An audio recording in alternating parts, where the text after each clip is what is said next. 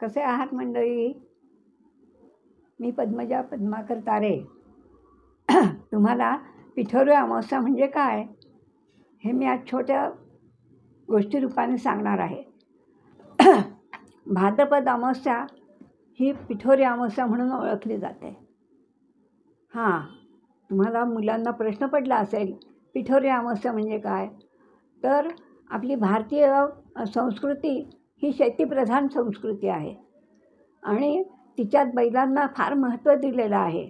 या दिवशी बैलांना छान छान तऱ्हेचं सजवून आणि मारुती मंदिरासमोर नेतात. तिथे त्यांना देवाच्या बरोबर त्यांची पण पूजा केली जाते. कारण का तर ते हनुमान ही शक्तीची देवता आहे आणि शक्तीची देवता असल्यामुळे ते त्या बैलांचे जे मालक आहेत ते सांगतात मारुतीला की आमच्या बैलांनासुद्धा अशीच शक्ती दे की जेणेकरून ते उत्तम प्रकारे शेती करू शकतील. अशाच गावातली एक गोष्ट आहे. बहीण भाऊ होते दोघं आणि ते शेती करत होते. शेती करता करता ती बहीण पण हळूहळू मोठी झाली आणि एक दिवस पिठोरी अमावस्येचा दिवस आला. पिठोरी अमावस्येचा दिवस आला आणि नित्याप्रमाणे तिने भावाच्या पाठीवर खिरं वगैरे फोडलं. असं करता करता काय झालं एकदा की त्या गावचा जो राजा होता तो फिरत फिरत पाणी पिण्याकरता तहान लागली म्हणून त्या ठिकाणी त्याच्या शेताजवळ आला आणि पाहत होता इकडे तिकडे काही कुठे पाणी मिळेल का. तर असं करता करता ती जी बहीण होती ती झोपडीमध्ये एकटीच होती आणि सुंदर होती मुलगी दिसायला अतिशय. तर ती त्या ठिकाणी घरामध्ये होती तिच्या झोपडीमध्ये आणि राजा जवळपास फिरत असताना त्याला ती झोपडी त्याच्या दृष्टीस पडली.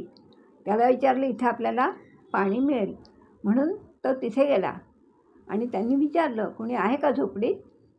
तेव्हा ती मुलगी बाहेर आली आणि म्हणाले काय हवं आहे आम्हाला तुम्हाला. तर म्हणाला जरा पाणी मिळेल का प्यायला. त्या मुलीने छानपैकी सुंदर मातीच्या घड्यामध्ये त्याला पाणी ठेवलं. पाणी गार आणि सुंदर होतं. राजा प्यायला पण राजाच्या मनात ती मुलगी अतिशय भरली होती आणि त्यांनी विचार केला की ही अशीच शांत सुंदर शालीन मुलगी आपली बायको झाली तर आपण हिला मागणी घालूया. म्हणून दुसऱ्या दिवशी तो घरी म्हणजे त्या दिवशी तो घरी गेला परंतु दुसऱ्या दिवशी त्यांनी प्रधानाला तिथे पाठवलं आणि त्याला सांगितलं की जा त्या मुलीच्या घरी आणखीन कोण आहे बघ आणि त्यांना विचार राजाचा विचार असा असा आहे. आता त्याप्रमाणे त्या प्रधानाने आणि त्या भावाला विचारलं आहे तिच्या की तुमची बहीण राजांनी मागणी घातली आहे. तर हा विचार करतो आपली बहीण कशी त्यांच्या घरी जायची. आपण पडलं सारे शेतकरी, हा पडला राजा. पण राजाची आज्ञासुद्धा डावलता येत नव्हती त्याला. मग ठीक आहे म्हणे तयार झाला तो. त्यांनी बहिणीचं लग्न लावून दिलं. आता राजाला त्याच्यापासून बाकी काही अपेक्षाच नव्हती ना. तर त्यांनी काय केलं की लग्न झाल्यानंतर राजांनी एक अट घातली की तू रोज माझ्या दरबारात येता कामा नये. पण त्यांनी पण मग राजाला एक अट घातली की पण मला तर माझ्या बहिणीला रोज बघितल्याशिवाय माझा दिवस जातच नाही, मग मला चैन नाही पडणार. मग ठीक आहे म्हणे तू केव्हा तरी एकदा येऊन भेटून जात तिला पण सगळ्यांच्या समोर नको. आणि अशा रीतीने काय झालं त्या राजाकडे सुद्धा शेती होती. तो पण राजे रजवाडे यांना सगळ्यांना त्या दिवशी मोठ्या प्रकारात मेजबानी द्यायचा. त्या मेजबानी द्यायचा तर ह्या दोघं बहीण भावांचं काय ठरलेलं असतं की सज्जा जो असतो तिचा मागच्या बाजूचा त्याच्यामध्ये एक मोठं बेलाचं झाड असतं आणि त्याच्याखाली एक शिवलिंग असतं. तर ती त्या सज्जात उभी राहायची आणि तिथून ती आपल्या भावाला बघायची, भाऊ बहिणीला बघायचा आणि तो घरी निघून जायचा. ही राजवाड्यात यायची परत महालामध्ये येऊन जायची. म्हणजे असं होता त्या दिवशी काय होतं राजांकडे सगळे इतर सरदार बाकीचे जे इतर त्याचे मित्रमंडळी सगळे मोठ्या प्रकारचा उत्सवच म्हणा ना, बैलांची पूजा वगैरे असं सगळं खूप चाललं होतं धामधूम. आणि रात्र होऊन जाते. हिला काही त्याला बघता येईना.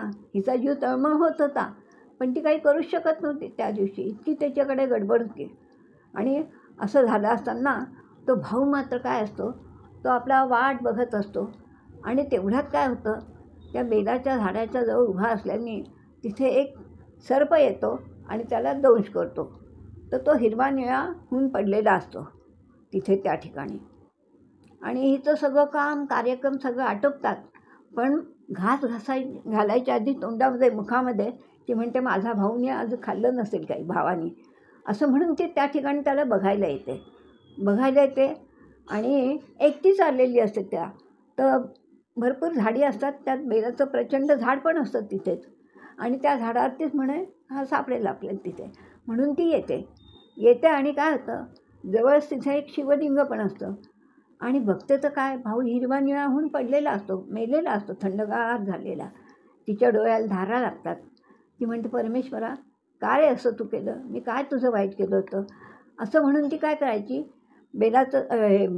त्या बेला लागूनच एक खिरीचा बेल होता, त्या बेलाची ती खिरं तोडायची आणि टाकायची जमिनीवर, उद्वेगाने टाकायची, पण ती अचानकपणे त्या शिवलिंगावर पडत होती. शिवलिंगावर पडता पडता रात्रीचे 12 वाजले पूर्ण. तिच्याही तोंडात मुखामध्ये घास नव्हता, तोही मेलेला, आणि तिच्या डोळ्याला धारा सुरू होता. तर अभिषेक होत होता त्या शिवपिंडीवर आणि खिरं पण पडत होती. आणि अशी ही जी पूजा देवाला मान्य झाली आणि देव त्या ठिकाणी तिला प्रसन्न झाले. प्रसन्न झाल्यानंतर देवाने तिला विचारलं, का गं, का रडतेस तू इतक्या वेळ ह्याच्यापणे. ती म्हणते परमेश्वरा एकुलता एक भाऊ माझा, तोच तू माझ्यापासून हिरावून घेतला, माझं सर्वस्वच गेलं रे म्हणे जीवनाचं. काही झालं तरी बहीण ही भावाला अत्यंत प्रेम करणारी असते. आपल्याला कृष्णाच्या कथा तर माहितीच आहे, द्रौपदीच्यासाठी कसं उभं राहिला, असा तो भाऊ माझा म्हणे आज गेलेला असताना मला कसं गोड वाटेल म्हणे. आणि मग त्या ठिकाणी परमेश्वरांनी तिचा भाऊ जिवंत केला आहे, पण तेवढ्यात राजा तिचा शोध घेत तिथे येतो आणि तो बघतो तो सगळ्या झाडाच्या आडून हा प्रकार बघत असतो. त्याच्या डोळ्याला अश्रू राहतात.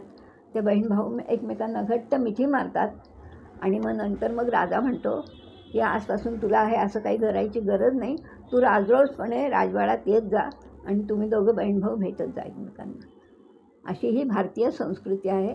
आणि म्हणून याकरता आपण पिठोरी अमावस्येला बहीण भावाच्या पाठीवर खिरे फोडते आणि सांगते की त्या खिराचे जसे 2 तुकडे होतात तसं माझा भावाचं आयुष्यसुद्धा वृद्धिंगत कर, त्याला उदंड आयुष्य दे, असं म्हणून ती देवाची प्रार्थना करते.